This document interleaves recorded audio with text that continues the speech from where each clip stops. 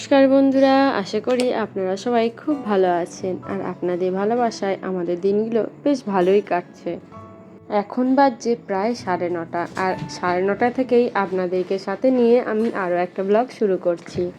Last কয়েকদিন ধরে এত গরম পড়েছিল যে এসি ছাড়া থাকাই যাচ্ছিল না, আর তার উপরে যদি কারেন্ট অফ হয়ে যাচ্ছিল তো মেয়েটার এত কষ্ট হচ্ছিল, মাথা এমন ঘাম ছিল, মনে হচ্ছে যেন এইমাত্র স্নান করিয়ে নিয়ে আসলাম। অবশেষে এত গরমের পর আর এত অপেক্ষার পর বর্ষাকালটা চলে এলো। জানেন তো, আমাদের কোকোর ছোটোবেলার অভ্যাস, যখনই বৃষ্টি আসছে তখনই ছুটে ছাদে চলে আসে ভেজার জন্য, কিন্তু আমাদের পলুটা আবার অতটাও ভিজতে পছন্দ করে না। এই বর্ষাকালটা যদি না আসতো না, তাহলে মানুষজনের যা কষ্ট বাড়তো।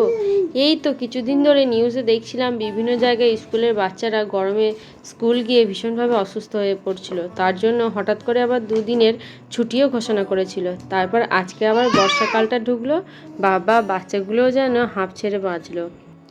ওপরে সব কাজ সেরে পুজো দিয়ে পাকুনকে নিয়ে নিচে এলাম। এসে দেখছি মামুনি অলরেডি আটা মাখিয়ে ফেলেছে, আর এদিকে সাদা আলু একটা তরকারি করেছে, আম কেটে রেখে দিয়েছে। আজকে সকালের জলখাবারটা লুচি দিয়েই সারলাম। এই বর্ষার ওয়েদারে লুচি বা খিচুড়ি এই ধরনের জিনিস হলে না বেশ ভালোই লাগে। আর আমাদের পাড়ায় রাস্তা উঁচু করে দেওয়ার পরেও একটু বৃষ্টি হলেই কেমন যেন জল দাঁড়িয়ে যায়। চলুন এই বর্ষার ওয়েদারে খেতে বসি। আমাদের আজকে আছে এই যে হিঙের ফোড়ন দিয়ে কলাই ডাল, 5 মিশালি একটা সবজি আর আলু পোস্ত। আজকে তো আমাদের মঙ্গলবার, সেই জন্য আমরা নিরামিষ খেলাম। আর এই নিরামিষ খাওয়ার পর একটু যেন মনে হয় মিষ্টি খায়। ওই আগের দিন দেখিয়েছিলাম না মামনি আম সন্দেশ বানিয়েছে, সেইটা একটু খেলাম। আর আমরা যখনই খেতে বসবো তখনই এদেরকে একটু করে ভাগ দিতে হয়। এখন আপাতত পাকুম ঘুমাচ্ছে, আমি যাই উপরে গিয়ে এই সুযোগে একটু রেস্ট নিয়ে নিই। তারপরে এই দেখুন না, 4:30 বাজছে, ওর বাবা বললো একটু খিদে খিদে লাগছে। ঠান্ডা ঠান্ডা ওয়েদারে কফিটা নিয়ে হাত খারাপ লাগবে না। ওর বাবা আবার কফিটা একটু কড়াই পছন্দ করে, তাই দুটো কফির মধ্যে যেটা একটু ডার্ক লাগছে সেটাই বললাম তোমার, আর ও দেখে ঠিকটাই বেছে নিয়েছে। ঠিক আছে। কফির গন্ধে পলুও চলে এসেছে, ওইদিকে খাটের তলা থেকে কোকোও সাড়া দিচ্ছে। এই দেখুন কফিটা আমি সবে খাবো ভাবছি, তা করতে করতে পাকুম বুড়িও ঘুম থেকে উঠে পড়েছে, আর দাদু সাথে করে নিয়ে এসেছে।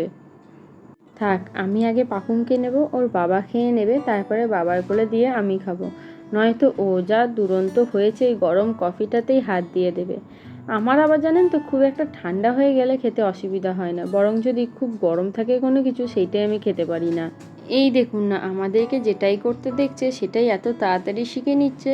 এই যে হ্যান্ডেলটা ধরে যে জানলাটা লাগাতে হয়, সেটাও কদিন লক্ষ্য করেছে, তারপর থেকেই নিজে করার চেষ্টা করছে। এখন যখন ও একা একা খেলা করে, তখন যদি ওই অল্প একটু আধটু লেগে যায়, ও প্রথমে আমাদের দিকে তাকায়। যদি আমরা উফ বাবারে লেগেছে বলি, তাহলেই ও কান্নাকাটি করে।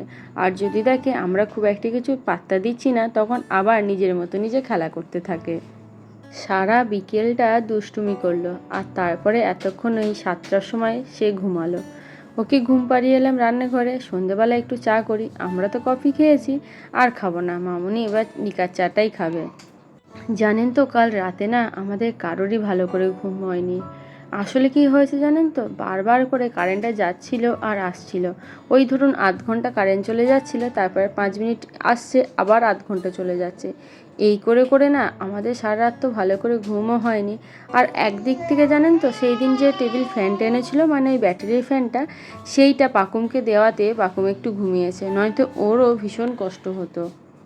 এ যা মনে হচ্ছে এবার আমাদের ইনভার্টারটা নিতেই হবে। তবে কি জানেন তো, রাতের বেলায় খেয়াল করছিলাম যে বৃষ্টিটা পড়া প্রায় মাঝরাত থেকেই শুরু হয়েছে, কিন্তু তারপরেও না ভীষণ রকম গুমোট ছিল। তারপরে ওই ভোরের দিকে যখন ভীষণ জোরে বৃষ্টিটা এলো, তখন চারিদিকটা ভীষণভাবে ঠান্ডা হয়ে গেল। আজ আবার অনেক দিন পর ম্যাগি খেতে মন চাইলো। পাশেই তো জেঠিমার দোকান দেখেছেন, তাই আর দেরি না করে ওখান থেকে কয়েকটা ম্যাগির প্যাকেট নিয়ে আসলাম। আগে জলটা গরম করতে দিয়ে দিয়েছি, আর ততক্ষণে ম্যাগি কটা বার করে রেডি করে রাখলাম, আর সাথে একটা বাটিতে মশলাগুলো ঢেলে রাখলাম।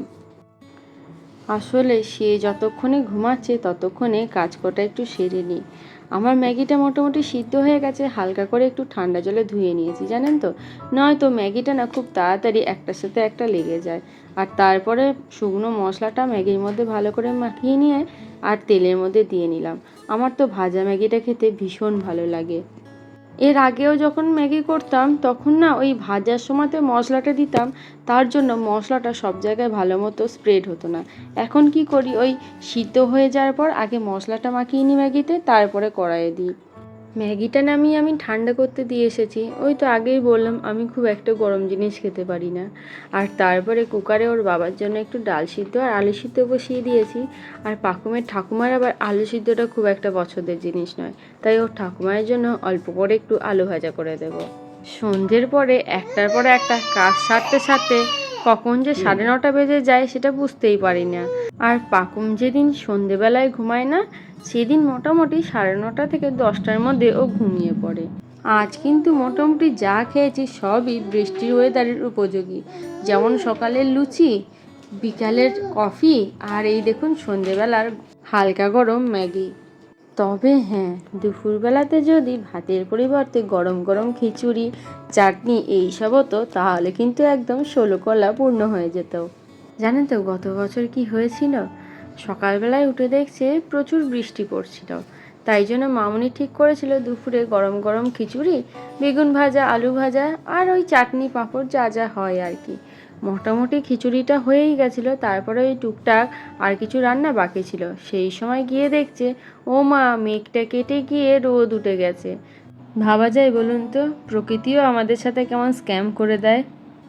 আমাদের ঘন্টু বাবাটার না খুব খিদে লেগে গেছে, সেই জন্য আজকে রান্নাঘরে এসে বসে আছে আর অপেক্ষা করছে কতক্ষণে আমার কাজ সারা হলে ওদেরকে খেতে দেব। ওদের জন্য যে মাংসটা রাখা আছে মনে হচ্ছে একটু কম কম হবে, তাই 5 জনের খুব ভালো মতো হবে না। ফ্রিজে দেখলাম টক দই আছে, কোকো আর পলুকে টক দই দিয়ে দিয়ে দেবো। আমাদের কোকোটা আগে ছোটোবেলায় প্রতিদিনই রাতে টক দই দিয়ে খেত, এখন আর সেভাবে টক দই দেওয়া হয় না, কিন্তু আজকে এতদিন পর টক দই দিলে না ও চেটে পুটে গোটা ভাতটাই খেয়ে নেবে। তবে পলুকে এর আগে কোনোদিনও ভাতে টক দই দিইনি, জানি না ও ঠিকঠাক করে খাবে কি না। আর বাকি 3জনকে মাংসটা দিয়ে মাখিয়ে দিলেই ভালো মতো খেয়ে নেবে। এদের খাওয়ানোটা তো কোনো ব্যাপারই না, আসল যুদ্ধ শুরু হবে যখন পাকুমকে খাওয়াতে বসাবো। তাহলে বন্ধুরা আজকেরকার মতো ভিডিওটা এইটুকুই থাক। যদি ভালো লেগে থাকে তাহলে কিন্তু একটু কমেন্টে জানাবেন, সাথে একটা লাইকও করে দিয়েন। আর আমাদের চ্যানেলে প্রথম এসে থাকলে আমাদের চ্যানেলটা সাবস্ক্রাইব করে আমাদের পাশে থাকার একান্ত অনুরোধ রইল।